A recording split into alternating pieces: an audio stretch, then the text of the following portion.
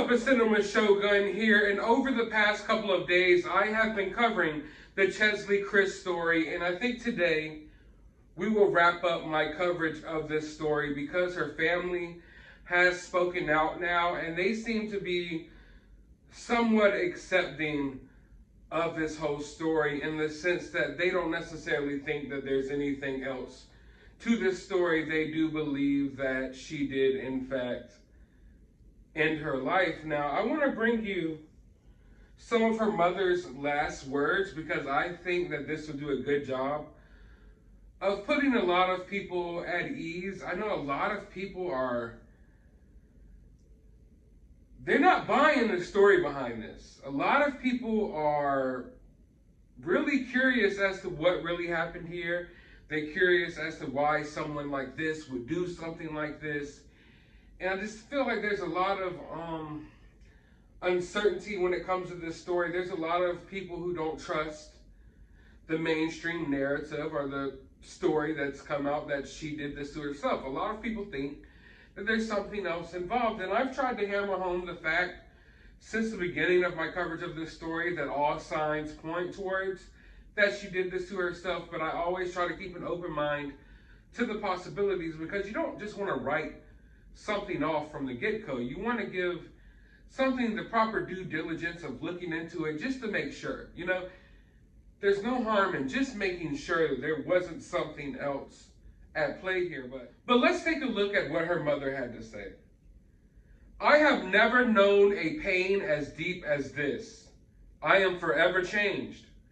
Today, what our family and friends privately knew was the cause of death of my sweet baby girl, Cheslie, was officially confirmed. While it may be hard to believe, it's true. Cheslie had led both a public and a private life. In her private life, she was dealing with high-functioning depression, which she hid from everyone, including me, her closest confidant, until very shortly before her death. While her life on earth was short, it was filled with many beautiful memories. We miss her laugh, her words of wisdom, her sense of humor, and mostly her hugs. We miss all of it. We miss all of her. She was a vital part of our family, which makes this loss even more devastating. Cheslie, to the world, you were a ball of sunshine, wrapped in smiles. We talked, we FaceTime or texted one another all day, every day. You were more than a daughter. You were my very best friend. Talking with you was one of the best parts of my day. Your smile and laugh was infectious. I love you, baby girl, with all my heart. I miss you desperately. I know one day we'll be together again. Until then, rest easy and in peace. Now, obviously, that was a very emotional and powerful statement there made by her mother. It's just an all-around very sad situation indeed. Just looking at this, I can't imagine the strength it takes to lose your child and then to have to type out an explanation or type out some words explaining how you feel or type out a goodbye to them. I understand it's hard. I've lost a lot of loved ones in my life. I don't know the pain of losing a child because I don't have a child as of yet, but it's definitely heartbreaking to read this. But in it, she stated that this was something that family and friends privately knew was the cause of death, and that was officially confirmed. How they privately knew that, I'm not sure. I guess it's just a feeling they have because from what we've been told, there was nothing to this note. Everyone keeps bringing up the fact that, of course, there was no foul play involved because of the note, which, of course, I brought that up right from the get-go, that there was a note left behind, so that points towards the fact that she did this. But in that note, there was no last words. There were no loving words to her family or her mother or anyone. She simply stated that she just wanted to leave her belongings behind to her mother. I want people to get that into their head, because I've seen a lot of comments in my comment section of people talking slick. This wasn't a suicide note. This was just a typed out letter on her computer saying, I want to leave everything to my mom. It didn't say that she was going to do what she did. It didn't say why she did what she did. None of that. No goodbyes, nothing. And I still find that weird, especially after reading this when her mother literally says that they talked and texted all day, every day. All day, every day they were in communication. Yet she didn't know that this day that Cheslie was maybe going to do something like this. And yet, even though they communicated and talked all day, every day, Cheslie didn't feel the need to at least leave behind some final words. Maybe there's things that we don't know here, and that's perfectly fine. This is these people's private life, so maybe there are some things there that pointed towards the fact that she was going to do this that we don't know. Maybe there were some messages or conversation that was had in the last days leading up to her doing this that maybe pointed towards the fact that she was capable of doing something like this. We don't know that. All we know is what's being reported. And like I said, what was reported was that there is a letter on the laptop typed up saying that she wanted to leave everything behind to her mom, and that is it. That is it. Now, the father has spoken out as well, and he believes that she possibly did this because she was suffering from depression because of a lot of dysfunction going on within the family. That right there seems odd to me, because the mother is speaking from a point like her relationship with her daughter was perfect. They were best friends. They couldn't be separated. They talked all day, every day. Yet when the father comes out and speaks, he says that he believes it's because of some of the dysfunction in their family. The mother didn't mention anything about that at all. The mother mentioned nothing but good things, that she was having a great relationship with her daughter. Yet the father brings up this whole family dysfunction aspect, and that makes me ask some questions right there. That makes me wonder, was this relationship with her mother as tight-knit as her mother claims it was? Because you also got to take into account the fact that there was no final words left behind. And if she talked to her mother every day, that seems odd. Now, I'm not saying that there's anything else to this. I'm just saying when we're pondering over the reasons why she would have done something like this, you have to ask those questions. I don't think we will ever truly understand what this woman was going through.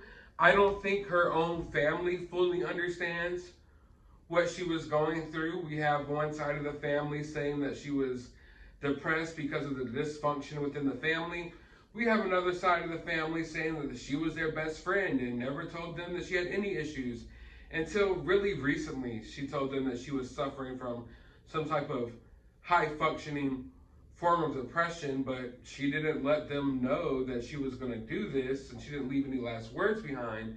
So there's no explanation as to why she did this. And of course, naturally, that's going to lead to a lot of people speculating. But like I've stated from the beginning, with cases like this, you have to be careful when it comes to speculation. I've done my best to try to keep everything at a certain level. Like, I look into the cases. I've looked into this case. I told y'all my opinion from the first video that I think that she did do this. Although it's odd that she did this, although it's hard to understand. I made a couple of videos sitting down talking to you all, just trying to work ourselves through this situation to try to gain an understanding of why someone so beautiful and someone so successful can still do something like this to themselves. Because for a lot of people, they're not able to grasp that. They're just not able to grasp that. And I think that if this was a woman that wasn't as successful, maybe wasn't as pretty, people wouldn't be asking as many of these questions. And I just want to touch on something that's been going on within this story that I've noticed. I've noticed a little bit of hate going around for this story. For people who, I guess, don't know how to listen and don't know how to have adult conversations. And I just wanted to touch on that right quick. I see a lot of people upset, saying that speculating about this is harmful and it's bad and it's clickbaity and what have you, and things of that nature.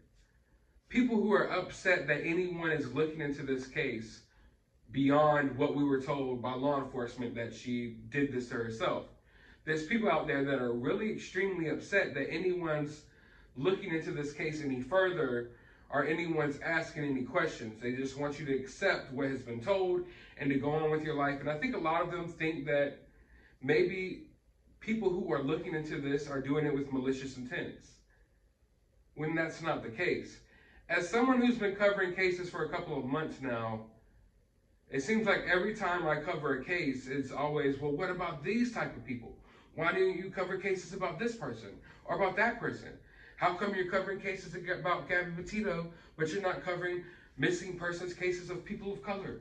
This and that. It's always something. Everyone always has something to say. And then when you look into a case and you try to get to the bottom of it, there's people that get upset about that as well, because they're like, why are you looking into this case? It's clearly she did this to herself. You're just trying to make something more out of the story. But the reality is, I don't think the people in my comment sections who think that there's something more to this story or think that foul play could be involved, I don't think they're bad people who are speculating just for entertainment or speculating with malicious intent. I think they're concerned individuals who just want to make sure that law enforcement got this right. I can tell you right now that we've covered a few different stories on my channel. I haven't been doing this for long, but we've covered a few different stories on my channel, and most of those stories all had something in common, and that's the fact that law enforcement failed to do what they were supposed to do within their investigations. This story, it was like, hey, this woman jumped off a building, cut and wrap case, she did it, nothing else. And naturally, that's going to make people ask questions. You know, the autopsy report came back super quick. Everything just boom, boom, boom, boom, boom. It just happened so quick, and people ask questions. And I think the people aren't asking questions because they're part of this new TikTok investigative true crime culture, and that this is toxic, that people ask questions and maybe look into cases a little more than the average person would. No, I think this is just people being concerned. And this story had a lot of room for people to speculate and be concerned, because this isn't something that happens every day. This is something, like I said, that has confused a lot of people, because a lot of people don't understand that just because you're beautiful and you're rich or you got a lot of money and you're successful, that doesn't mean that you're happy. A lot of people don't understand that. A lot of people don't. I've tried to make people understand that over the past couple of days. And like I stated from the beginning, since the beginning of me covering this story, you can go back to the first video I made. I literally made the video saying that she did this. I acknowledged that there was speculation out there, but I kept driving home the fact that all signs point towards the fact that she did this. But I'm not a person who's just going to look at a story like this and be like, okay, well, I guess she did it, and just walk off. I'm going to look into it. And if anything ever happens to me or any of y'all, I would expect that you would want people to look into it, because I would want people to look into it. I would never do something like this. If any story like this ever happens or comes out about me like this, look into it. Keep asking questions. Keep digging, because I would never do something like this. So when people see this story, they feel obligated to dig a little bit, to ask a little bit of questions before just accepting, oh, that this beauty model, 30 years old, decided to throw herself off of a skyscraper. No, people want to ask questions to make sure that's indeed the case, because we know that there's a lot of crazy stuff that happens in this world, and not all the time is it someone ending themselves. Sometimes it's someone else. So I don't think people should be getting upset that people are looking into this story a little bit deeper. Because if we didn't look into this story a little bit deeper and we just accepted what we were told from the get-go, then there would be people having a problem with the fact that we just glossed right over the story and showed no concern about it. And they would claim that we did that because of how this woman looked or something like that. They would come up with some other narrative. So there's always going to be naysayers out there. There's always going to be people who are upset. Every news story I cover, there's someone else getting upset about it. And that's just life. That is what it is. You can't please everyone. But I know for a fact on my channel, when we come across stories like this, often we will look into them a little bit more just to make sure. Just to make sure. Have you seen evidence? Have you with your own eyes seen evidence that she did this to herself? No, you haven't. And until someone shows that, then you can't get mad about people asking questions. But with that, I think we're going to wrap up coverage of this story. I do have one more video that I might bring to you all about it, unless other developments come out of this story. But I want to gloss over the fact of why she maybe did this. I'm hearing that there's a lot of things that she was dealing with on social media. So I do want to cover that. I do want to talk about that because I believe that this story, as heartbreaking and devastating as it is, it's opened an opportunity for some conversations that need to be had. This story is going to open up a lot of people's eyes. It's getting a lot of people talking already. And it's opening up the door to conversations that need to be had. I always drive home the fact that in these tragedies, in these horrific moments, the best thing we can do as a society is learn from them. And there's a lot of things to learn from this situation. Not only the fact that I think it's all time that more people come to an understanding that it doesn't matter how you look or how successful you are, that you might not be happy, that you could be depressed just like anyone else. That's a conversation that needs to be had. And there's several other conversations that need to be had that stem from this one story. And we're going to have some of those conversations here on this channel. I'll probably bring a members only video where I could really open up and get across some of my feelings about this story because, like I said, there's just a lot to be said here. But I want to know your thoughts about all of this down in the comments below. While you're down there, hit that thumbs up button, hit that subscribe button, ring that notification bell, go to the description of this video. I have a link to my other YouTube channel. You can go subscribe over there. I have a new video coming up over there tomorrow. I have a link to my Twitter. You can go follow me over there. And if you'd like to support the channel, my CashApp is always in the description of the videos, and all donations are always appreciated. But as always, find some time out of your day to go watch a movie.